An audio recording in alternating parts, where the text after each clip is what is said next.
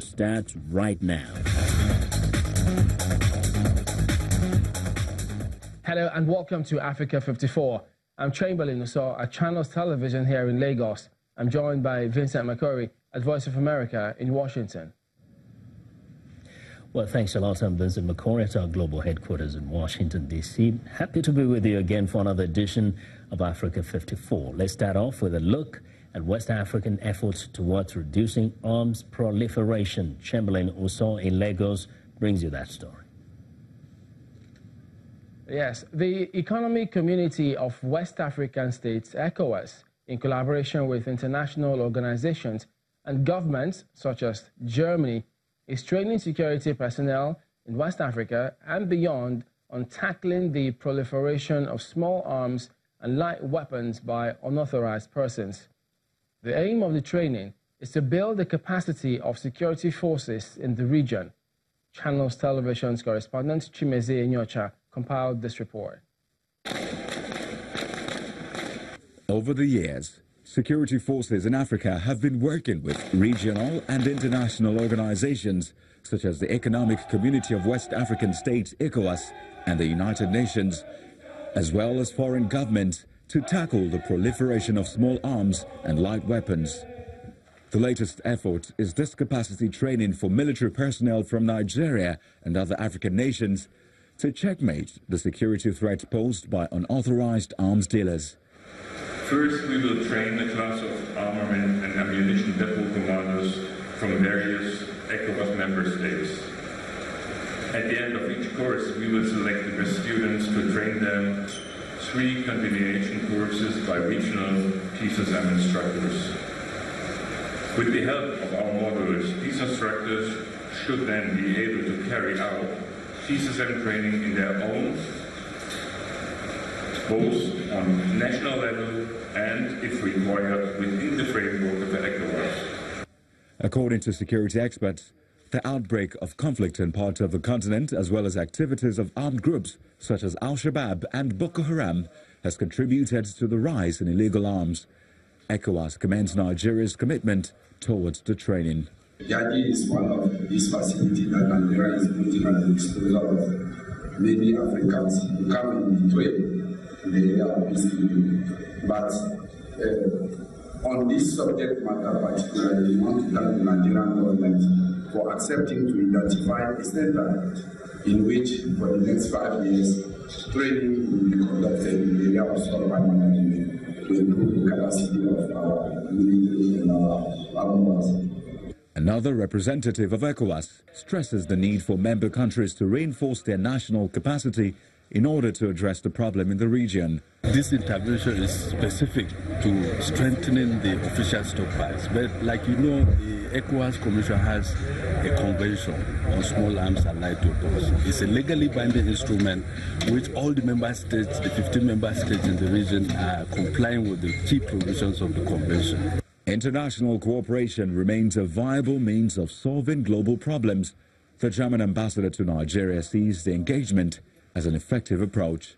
We want to bring about a pool of experts all across the ECOWAS region that could actually tackle that scourge. Because, as you said, I mean, the region is awash with small arms and light weapons, and that problem has to be tackled. This is the second collaborative effort by ECOWAS and its partners to improve security in its member nations.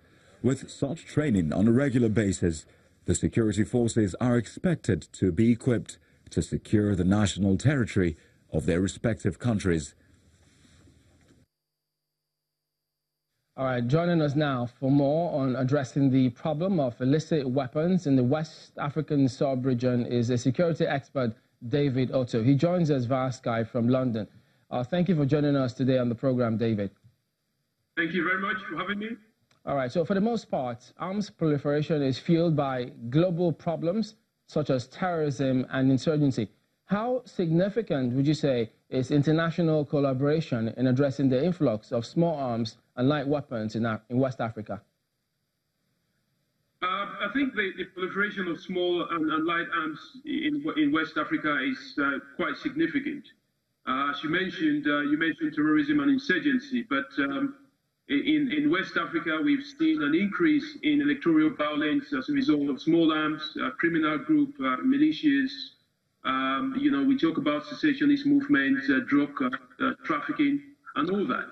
But that is just some of the areas where we see an increase in the use of small arms. In the terms of how that has to be tackled, yes, we understand that the international dimension would actually help in terms of clamping down on the manufacturers and all those countries that supply the small arms. Because most of the West African countries, i.e. Nigeria, Liberia, Cameroon, where the small arms go, these countries do not really manufacture these arms themselves.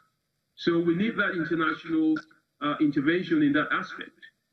We also need regional cooperation between these countries to deal with the porous borders.